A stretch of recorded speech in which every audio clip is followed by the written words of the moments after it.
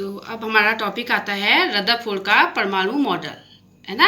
तो रदरफोर्ड का परमाणु मॉडल क्या है बच्चों, देखिए रदरफोर्ड ने 1911 में अल्फा कणों के प्रकीर्णन के प्रयोग के आधार पर परमाणु का नाभिकीय मॉडल प्रस्तुत किया। बच्चों रदरफोर्ड ने क्या करा था, अल्फा कणों पे बमबारी की थी, जो कि मैंने इसके पहले वाले वीडियो में आपको बताया था। अल्फा कणों की बमबारी करके इसने किसकी खोज करी थी, न्यूक्लियस की खोज करी थी। तो आइए उसका एक रिवीजन हम लोग आपको दिखाते हैं। तो देखिए परमाणु के नाभिक की खोज, रदरफोर्ड ने सन 1911 में परमाणु के नाभिक की खोज की थी। रदरफोर्ड ने सोने की पन्नी पर अल्फा कणों की बमबारी की और यह कण सोने की पन्नी कुछ में से कुछ सीधे निकल जाते हैं और कुछ अपने मार्ग में विचलित हो जाते हैं और कुछ अपने उसमें पथ में टकराकर वापस आ जाते हैं, है ना। तो देखिए इसमें क्या था, अल्फा कण ने एक सोने की पतली पन्नी ली जिसमें इसने अल्फा कण क्या ली कि बमबारी की। अल्फा कण पे कौन सा चार्ज होता है, मतलब प्लस चार्ज होता है ना। तो इसने सोने की पतली पन्नी पर अल्फा कणों की बमबारी की। बमबारी करने पर इसको 3 प्रकार के निष्कर्ष मिले। देखिए पहला क्या हुआ कि कुछ अल्फा कण क्या हुए, अपने मार्ग में सीधे चले गए, ठीक, और कुछ अल्फा कण अपने मार्ग पर आगे तक आए और उसके बाद क्या हुआ, अपने मार्ग में विक्षेपित हो गए। और कुछ अल्फा कण अपने मार्ग में आगे आए और टकराकर अपने मार्ग में दोबारा वापस आ गए, है ना।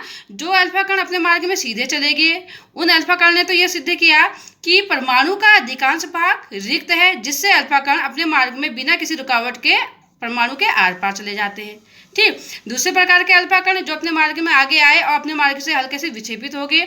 यानी कि जो अल्फा कण होता है बच्चों, उसमें प्लस चार्ज होता है। आपको पहले भी बताया है कि परमाणु के मध्य में न्यूक्लियस होता है और न्यूक्लियस में प्रोटॉन के कारण क्या होता है, प्लस चार्ज होता है। चूंकि अल्फा कण जो होता है प्लस आवेशित होता है और जो हमारा न्यूक्लियस है वो भी प्लस आवेशित होता है, तो इन कणों के बीच में क्या होगा, प्रतिकर्षण होगा, जिस कारण से अल्फा कण यहाँ तक आने पर इसके प्रभाव से क्या होता है, इस प्लस चार्ज से के प्रभाव से क्या होता है, प्रतिकर्षित हो जाते हैं। प्रतिकर्षण मीन्स जब प्लस और प्लस चार्ज आसपास आते हैं तो ये क्या करते हैं, एक दूसरे से दूर भागते हैं, है ना, जिस कारण अल्फा कण क्या होते हैं, प्रतिकर्षित हो जाते हैं, अपने मार्ग में क्या होते हैं, विचलित हो जाते हैं। और कुछ अल्फा कण अपने मार्ग में आए और इसके कारण प्लस आवेशित होने के कारण तथा ये जो प्लस आवेशित है बहुत कम स्थान लिए हुए सघन होता है, जिससे ये टकराकर या प्रतिकर्षित होकर अपने मार्ग में वापस लौट आते हैं। तो इससे पता चला कि मध्य में कोई धनावेशित भाग है जो कि बहुत कम स्थान लिए हुए है, ठीक। तो इस प्रकार 3 अल्फा कणों ने ये सिद्ध किया कि कुछ जो अल्फा कण सीधे निकल गए, उसने सिद्ध किया कि परमाणु का अधिकांश भाग खोखला है।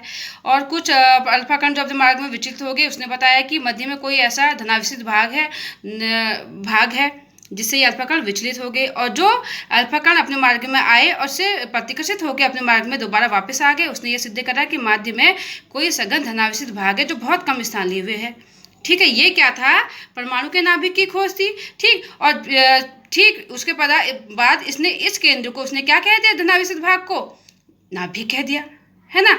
तो देखिए इस निष्कर्ष क्या निकला, इस प्रयोग से सिद्ध होता है कि परमाणु का अधिकांश या लगभग समस्त भाग तथा धनावेश उसके केंद्र में स्थित होता है, जिसे केंद्रक या नाभिक कहते हैं, है ना। तो देखिए आप नाभिक का आकार देख लीजिए। नाभिक की त्रिज्या जो होती है, नाभिक की त्रिज्या होती है 10⁻⁻12 सेंटीमीटर होती है, ठीक। और जो परमाणु की त्रिज्या होती है वो होती है 10⁻⁸ सेंटीमीटर होती है बच्चों। ये क्वेश्चन पूछा जाता है बच्चों, ठीक। तो आइए अब रदरफोर्ड का परमाणु मॉडल को देखते हैं, ठीक।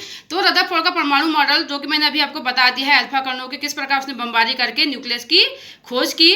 तो रदरफोर्ड ने 1911 में अल्फा कणों के प्रकीर्णन के प्रयोग के आधार पर परमाणु का नाभिकीय मॉडल प्रस्तुत किया। इस मॉडल के अनुसार क्या था, इसने बताया कि परमाणु क्या है, गोलाकार, अति सूक्ष्म तथा विद्युत उदासीन कण है, ठीक। इसने बताया कि जो हमारा परमाणु है वो क्या है, गोलाकार है, अति सूक्ष्म है, छोटा है और विद्युत उदासीन कण है। विद्युत उदासीन कण है यानी कि ये क्या है, विद्युत उदासीन है, कोई भी इस पर चार्ज नहीं है, ठीक। और दूसरा पॉइंट था इसका, परमाणु का समस्त धनावेश तथा लगभग समस्त द्रव्यमान उसके केंद्र जिसे नाभिक कहते हैं में संचित रहता है। यानी कि जो परमाणु का नाभिक होता है यानी कि न्यूक्लियस होता है उसमें उसका समस्त धनावेशित और लगभग जो द्रव्यमान होता है उसी में ही निहित रहता है, जिसे हम क्या कहते हैं, नाभिक या न्यूक्लियस कहते हैं। ठीक है। थर्ड पॉइंट आता है, परमाणु के दो भाग होते हैं जिसमें एक में इलेक्ट्रॉन रहते हैं और दूसरे में प्रोटॉन रहते हैं। इलेक्ट्रॉन कहाँ रहते हैं, परमाणु के कहाँ रहते हैं बच्चों, बाह्यतम कक्षाओं में रहते हैं। इलेक्ट्रॉन कहाँ रहते हैं, बाह्यतम कक्षाओं में रहते हैं। देखिए इलेक्ट्रॉन यहाँ रहते हैं, है ना, ये न्यूक्लियस हो गया इसका, ये क्या है इसकी क्लासेस, यहाँ इलेक्ट्रॉन रहते हैं और मध्य भाग में हमारा प्रोटॉन रहता है जो कि कहाँ रहता है, हमारे नाभिक में स्थिर रहता है ना। तो देखिए थर्ड पॉइंट, इलेक्ट्रॉन नाभिक के चारों ओर जिन पथों में घूमते हैं उसे एक ऑर्बिट कहते हैं या कक्ष कहते हैं। और ये जो हमारे पथ कैसे होते हैं, वृत्तीय पथ होते हैं, यानी कि इलेक्ट्रॉन नाभिक के चारों ओर वृत्तीय कक्षाओं में घूमते हैं। ठीक। नेक्स्ट पॉइंट आता है, परमाणु का नाभिक कैसा चार्ज होता है, उसमें प्लस चार्ज होता है, किस कारण, प्रोटॉन के कारण, है ना।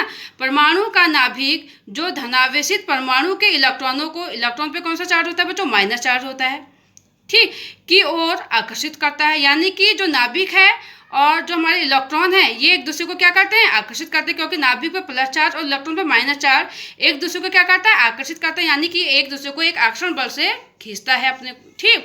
परमाणु में प्रोटॉन, या आप कह सकते हैं परमाणु में प्रोटॉन तथा इलेक्ट्रॉन के बीच आकर्षण बल होता है तथा इलेक्ट्रॉन नाभिक के चारों ओर वृत्तीय गति उत्पन्न करता है। यानी कि इलेक्ट्रॉन नाभिक के चारों एक वृत्तीय पथ में घूमता है, जिस कारण क्या होता है, वृत्तीय गति उत्पन्न होती है। और जिस वृत्तीय गति के कारण उसमें क्या होता है, एक अपकेंद्र बल उत्पन्न होता है, और ये अपकेंद्र बल प्रोटॉन और इलेक्ट्रॉन के मध्य जो आकर्षण बल उत्पन्न होता है उसको क्या करता है, संतुलित कर देता है अपकेंद्र बल, है ना। ठीक बच्चों, ये क्या था, परमाणु रदरफोर्ड का परमाणु मॉडल था। ठीक। अब आती है इसकी कमियां या दोष। तो इसका दोष क्या था, नाभिक के चारों ओर, इसने कहा इसके जो मॉडल में जो कमियां थी इस प्रकार थी, नाभिक के चारों ओर इलेक्ट्रॉन वृत्तीय कक्षाओं में गति करते हैं जिसमें इलेक्ट्रॉन की गतिज ऊर्जा कम होती जाती है। ठीक। अतः ऊर्जा के ह्रास के कारण नाभिक व इलेक्ट्रॉन के बीच दूरी कम होती जाएगी एवं अंततः इलेक्ट्रॉन नाभिक में गिर पड़ेगा। इस प्रकार यह संरचना परमाणु के स्थायित्व की व्याख्या करने में असफल रहा, है ना। मीन्स इसने कहा कि अगर हमारे नाभिक के चारों ओर इलेक्ट्रॉन एक वृत्तीय पथ पर गति करता है, ऐसे देखिए बच्चों, ऐसे मूवमेंट करता है, ऐसे गति करता है, तो क्या होगा, हमारे इलेक्ट्रॉन की गतिज ऊर्जा जब ऐसे घूमता रहेगा तो ये हम इलेक्ट्रॉन जो है अपनी गतिज ऊर्जा क्या होगा, इसकी गतिज ऊर्जा कम होती जाएगी, यानी कि इसकी ऊर्जा का क्या हो रहा है, ह्रास हो रहा है, कमी हो रही है। और जिस कारण से नाभिक और इलेक्ट्रॉन के बीच की दूरी क्या हो जाएगी, खत्म हो जाएगी, यानी बहुत कम हो जाएगी, और अंत में नाभिक अपनी ऊर्जा का ह्रास करके क्या होगा, इलेक्ट्रॉन नाभिक में गिर पड़ेगा। जब गिर पड़ेगा तो क्या होगा, परमाणु का अस्तित्व खत्म हो जाएगा, है ना। तो देखिए, तो इसीलिए क्या है, ये मॉडल हमारा जो रदरफोर्ड का परमाणु मॉडल है वो परमाणु के स्थायित्व की व्याख्या कर पाने में असफल रहा। क्यों, क्योंकि देखिए इसने बताया कि इलेक्ट्रॉन अगर वृत्तीय पथ पर गति करता है तो एनर्जी का, गतिज ऊर्जा का ह्रास होगा, कमी होती जाएगी, और ये जो इलेक्ट्रॉन है वृत्तीय गति में गति करते करते नाभिक के पास हो जाएगा, आता जाएगा, और अंत में इस नाभिक में गिर के क्या हो जाएगा, खत्म हो जाएगा। तो यानी कि उस समय, ठीक, तो ये जो परमाणु मॉडल था परमाणु के स्थायित्व की व्याख्या करने में क्या रहा, असफल रहा बच्चों। ठीक है। और दूसरी कमी ये थी इसकी कि रदरफोर्ड की जो परमाणु संरचना थी परमाणु के उत्सर्जन स्पेक्ट्रम को समझाने में असमर्थ रहा, है ना। जिस प्रकार रदरफोर्ड ने बताया कि परमाणु में जो इलेक्ट्रॉन है नाभिक के वृत्तीय कक्षाओं में घूमता है, तो इस हिसाब से इसने जो है कंटिन्यूस वाला सतत स्पेक्ट्रा देना चाहिए, जबकि परमाणु कैसा दे रहा था, रेखीय स्पेक्ट्रा शो कर रहा था, है ना। तो इस आधार पर जो है रदरफोर्ड का परमाणु संरचना थी परमाणु के उत्सर्जन स्पेक्ट्रम को समझाने में भी क्या रहा बच्चों, असफल रहा। ठीक है। तीसरा, नाभिक के चारों ओर कितनी वृत्तीय कक्षाएं होती है ना, नाभिक के चारों ओर कितनी वृत्तीय कक्षाएं हैं ये भी बताने में ये मॉडल क्या रहा, असफल रहा, जिस कारण इसमें ये क्या निकली, दोष निकले गए। ठीक है बच्चों।